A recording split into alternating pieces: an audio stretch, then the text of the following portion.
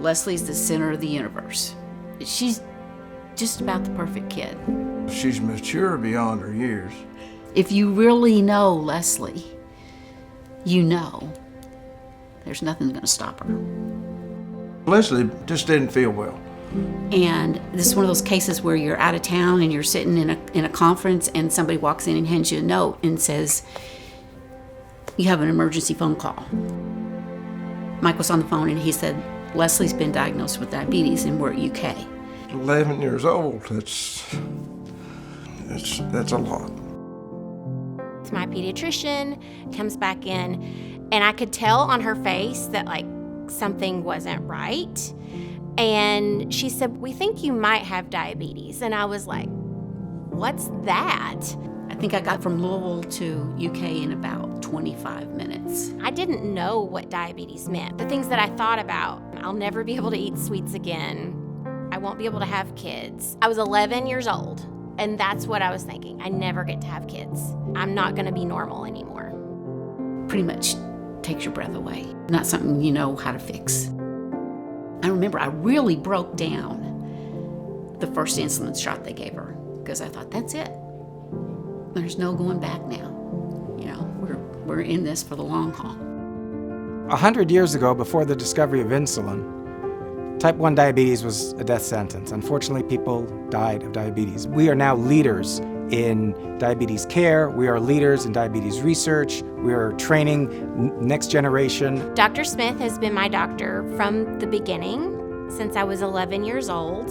I've now known Leslie for about 28 years. To be able to participate in these patients' lives and see them grow up and be successful and be healthy after decades of follow-up is immensely satisfying and rewarding.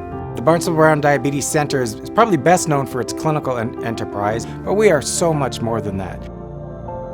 All the different phases of diabetes research, from the basic science all the way through to clinical trials and clinical interventions, as well as implementation science. How can we go out into the community to prevent people from getting diabetes in the first place?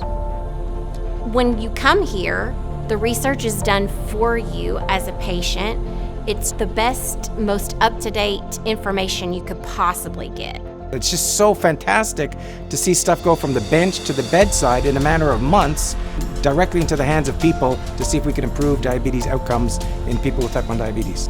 Because of all of this research, I have 2 devices that work together that allows me to live a basically normal life as if I were a non-diabetic. I'll always remember her saying, this has changed my life.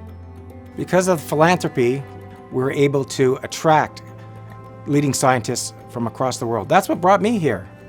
I was immediately struck by the emphasis for which the university and the Barnstable Brown Diabetes Center has put on diabetes care, diabetes research.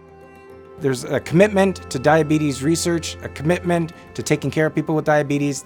Because of this research, because of these innovations, treating people with diabetes is so much better than it ever has been.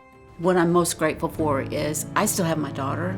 I have an amazing grandson. The reason we can be thankful for that is the care that she's gotten.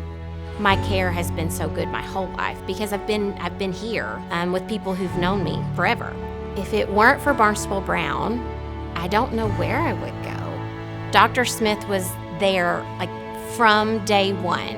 All he has ever wanted is for diabetes to go away. So he has never stopped fighting for me, and I'm sure thousands of others. I hope Dr. Smith is my doctor forever. It's a real blessing to have donors helping diabetes care. Many places don't have that type of support, which is going to reap tremendous benefits in patients' health.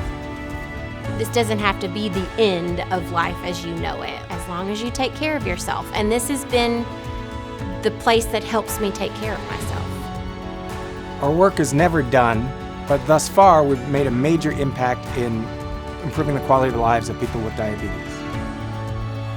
My hope for the future is that we could live in a world without diabetes. Until we can prevent diabetes and until we get to the cure, it's full steam ahead.